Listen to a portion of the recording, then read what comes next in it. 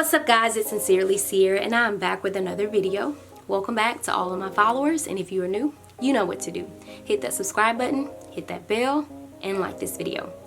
And be sure you are following me on all of my social media platforms. I am on IG and I'm on Facebook, so check me out.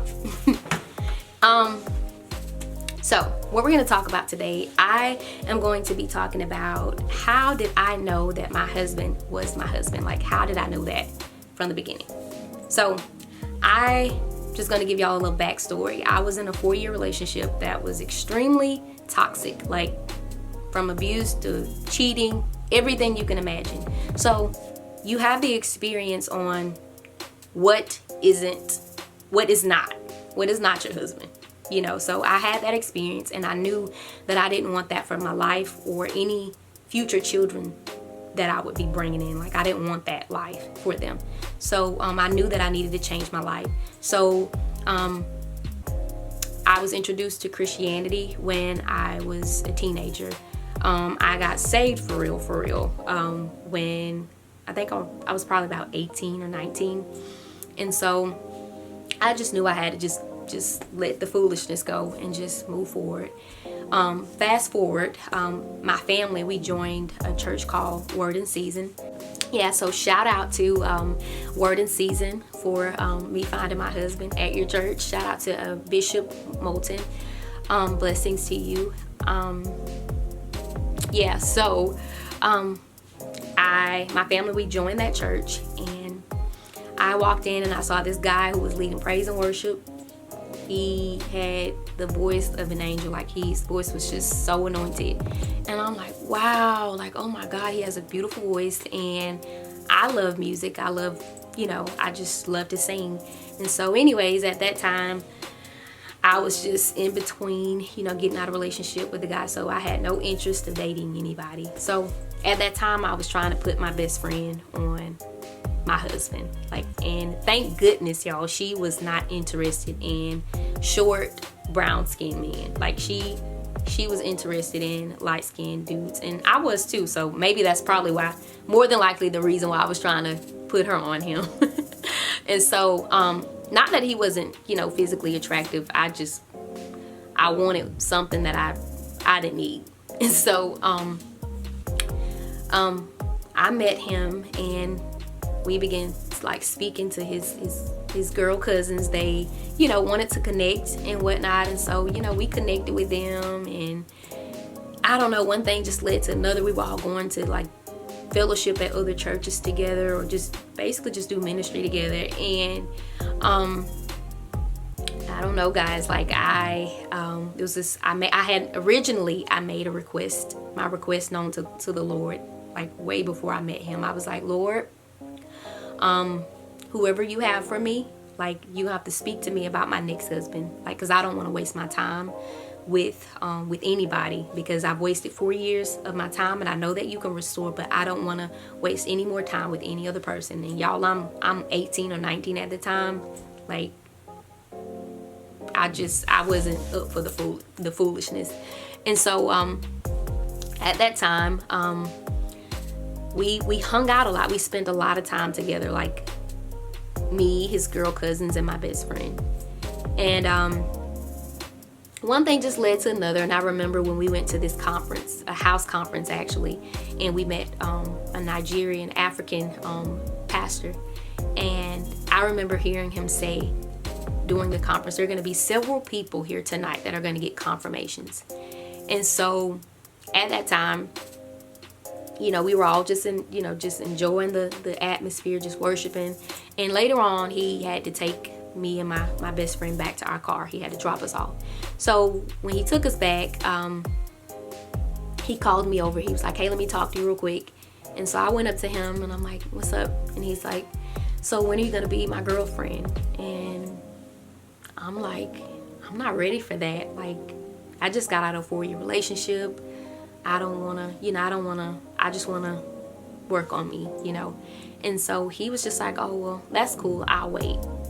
Y'all, that was so sweet, wasn't it? But I had no intentions at all to get back out into the dating world unless God spoke. And so I was like, okay, because I wanted to keep Quentin as my friend. Like, Quentin was so charming. He always made us laugh. Everybody, you can't be in a room with Quentin and not laugh. Like, he's a comedian. And so I left. We parted ways, and I told him, I said, let me know when you make it home. Anyways, guys, I whipped out, like getting ready to turn out, and I heard the Lord speak to me for the very first time ever in my life. Like, mind you, I did make the request to God, and he spoke. Like, it was amazing. And so this is what he said. This is what the Lord said to me. He said to me, do not let your past detour you for what I'm trying to bless you with now. Do not let your past detour you from what I'm trying to bless you with now. And so instantly, I just began to cry. I began to just wail, because I'm like, it's my first time hearing your voice, and it was a voice of assurance. Like, I couldn't deny that I heard that. Like, there was nothing nobody could say to tell me that I didn't hear that. Like, it was complete silence. Like, my best friend wasn't talking. We weren't even conversating when I heard the voice, his voice. And so I'm reminded of the word of God where it says that my sheep know my voice. A stranger they will not follow. And so I knew his voice, and I was assured by his voice. And anyways, later on, I called Quentin and I shared with him my experience. And to this day, guys, he jokes about, oh, you almost passed me up because I was your blessing, stuff like that. And so I'm just grateful, like, to this day, that I was so sensitive to God to hear his voice concerning that. Now, I'm a firm believer that God gives us decision. He gives us choices to make. He'll let us know what's good. He'll let us know what isn't. And he lets us make the decision on which one we choose. And so we have to be careful not to miss the signs. And so, number one, you want to make sure that you have a relationship with the Lord. Make sure your relationship is tight, because God is not going to let you connect with anything as long as you are aware that there may be times he'll tell you that one is a no-go. Just because it looks and it seems like it's the right thing, God knows the heart. He knows the heart of a man. He knows our heart. And so he knows what's in a person. We have to make sure we continue to trust in the Lord even when he says no. So no is a hard word for us. I know that when he has told me no of some things, I like cried like a baby. Kind of like how my toddler does. So, number one, make sure you're close with the Lord, and when you're close with the Lord, number two, your discernment is A1. Your discernment is sharp. It is keen. And so even when a person comes as a wolf in sheep clothing, like the Lord will show you, he'll reveal to you in some way that, hey, that person, they're a phony.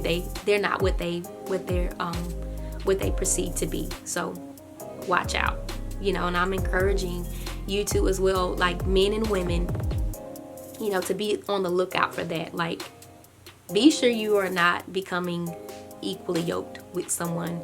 I remember that the only reason I stayed in that 4-year relationship because I called myself trying to help. And any good person, like you want to help people out. You want to do everything you can. And so I did that, trying to help someone out. I was not helping myself out. I was digging a deeper hole for myself.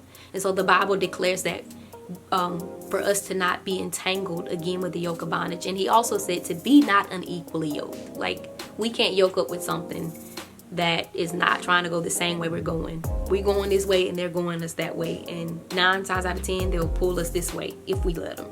So I'm encouraging y'all to don't play around with fire, because you will get burned. And so, and then at the end, you're left heartbroken, because you got yourself all involved and entangled in an entanglement. Into a different kind of entanglement. Here. An entanglement? Yes. With them, So I'm really encouraging you and even for those of you who are single, take your time. Get to know yourself, love yourself, so you won't accept anything less. Like, you know, how the Lord sees you. You know what you're worth. You know you're worth more than anything. If somebody's offering you anything less, like, you already know what it is. And so I'm encouraging you, be encouraged even in your singleness. Enjoy your singlehood. Like, don't be in a rush to, you know, because nowadays people fall in love with the idea of being married, or they fall in love with the idea of love. Like, they rather be entangled in an entanglement with somebody who has nothing, absolutely nothing to offer but a pretty face or a built body or just something physical. And we all know that the physicality of our being, that stuff depreciates. It changes. And so if I'm not in love with the person's heart or who they are, then my love for them will dwindle away, because my love was built on their appearance or what they can do for me. You know, so I'm encouraging y'all, if you're single, don't rush. And if you're married and you have issues, because most marriages, they have things going on. We have our issues. I'm not saying that, you know, marriage is perfect, but we have our issues. It's important to get counseling. Like, go get the counsel that you need. And counseling is like getting your car serviced. Like, it helps to maintain the health of your marriage. So, wife, husband, if you're hearing me out there, go get counseling. It's not that people are trying to be in your business. It's the fact that you are willing to fight for your marriage to maintain the health of your marriage, because we don't want no broken marriages around here. You know, we gonna make sure our cars and stuff, they get serviced, they get their oil changed, they get this changed out, the air filter, all this kind of stuff. We gonna make sure that is taken care of. We have to make sure our marriage is taken care of, like, by any means necessary. Like, when we become one, we're in this thing. You know, like, there's no other option. Like, we gotta work this out. Okay. So I hope and pray that you guys have gotten something out of this video. Please be sure to leave down in the comment section, how did you meet your spouse? How did you know that they were the one? And number 2, if you're single, please be sure to leave down in the comment section, what is one thing that you want in a man or a woman? What is it that you want in a man or a woman? Leave that down in the comment section. I love you guys so much, and I hope you enjoyed this video. Yeah, I love you guys. Peace.